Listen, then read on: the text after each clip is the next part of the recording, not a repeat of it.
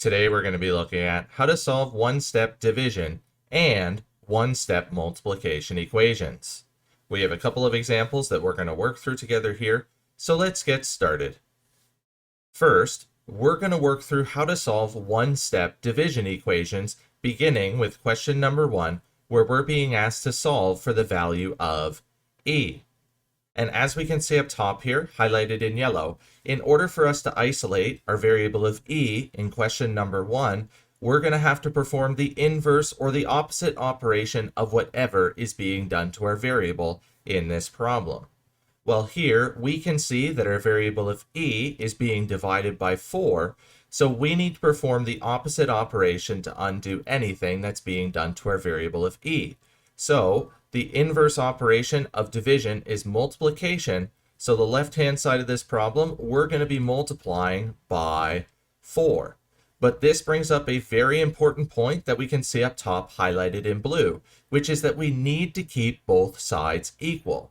So since we're multiplying the left-hand side of this equation by 4, we need to do the same thing to the right side of our equation as well.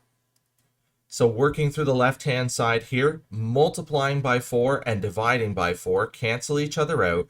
So now our variable of e is isolated. And then for the right-hand side here, we're going to multiply 25 by 4, which we know gives us 100. So e equals 100. And if we want to double check to make sure that we have the correct answer here, we're simply just going to plug in our value for e in our original problem. So we have 100 being divided by 4, which should equal 25. And when we divide 100 by 4, we get 25. And then since both sides of this equation are equal, it means that we have the correct answer. E is equal to 100. Now moving on to question number 2, where this time we're being asked to solve for the value of n. And just like with the first problem, in order for us to isolate our variable of n, we need to undo anything that's being done to our variable here. So we're going to perform the opposite operation of division, which is multiplication. So since this n here is being divided by 6, we're going to multiply the left-hand side of this equation by 6, and we need to make sure that we keep both sides equal. So we're also going to be multiplying the right-hand side of this equation by 6 as well. Well, for the left-hand side here, multiplying by 6 and dividing by 6 cancel each other out, so that means that our variable of n is now isolated. And then for the right-hand side here, we're going to be multiplying 13 times 6, which we know gives us 78.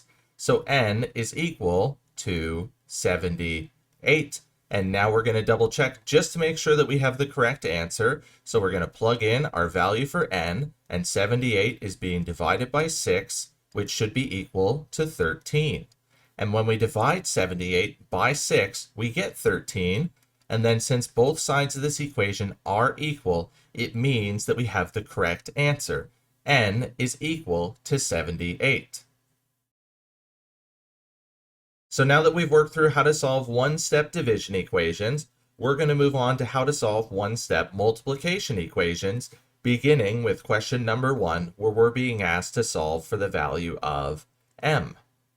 Well, just like when we're solving one-step division equations, in order for us to isolate our variable of m, we're going to have to perform the inverse or the opposite operation of whatever is being done to our variable in question number 1. And here in question number 1, we have a number that's next to a variable, which tells us that we're going to be multiplying, and the opposite operation of multiplication is division. So in order for us to undo this multiplication that's being done to our variable here, we're going to be dividing the left-hand side of this equation by 4. And we do need to keep both sides equal still, so we're going to do the same thing to our right side of our equation as well. Well, multiplying by 4 and dividing by 4 cancel each other out, so that means that our variable of m is now isolated. And then for the right-hand side of this problem, well, when we divide 36 by 4, we get 9, so m is equal to 9. And if we want to double check just to make sure we have the correct answer, we're going to input our value for m into our original problem. So we have 4 times 9 equals 36. And when we multiply 4 times 9, we get 36. And then since both sides of this equation are equal, it means we have the correct answer. M is equal to 9. Now moving on to question number 2, where this time we're being asked to solve for the value of r.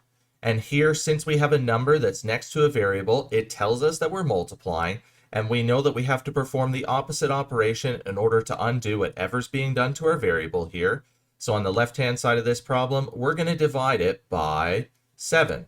And then we need to make sure that we do the same thing to our right side as well, so we're also going to be dividing the right-hand side of this problem by 7 as well.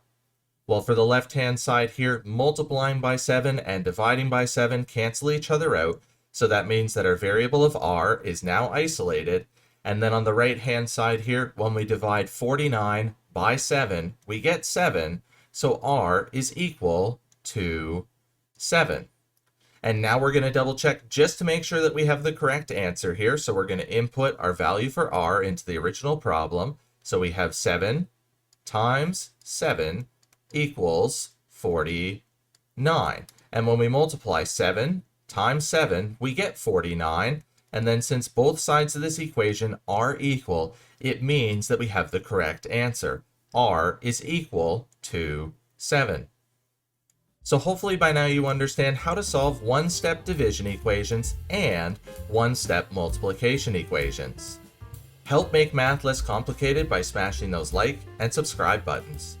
As always, enjoy today's math journey.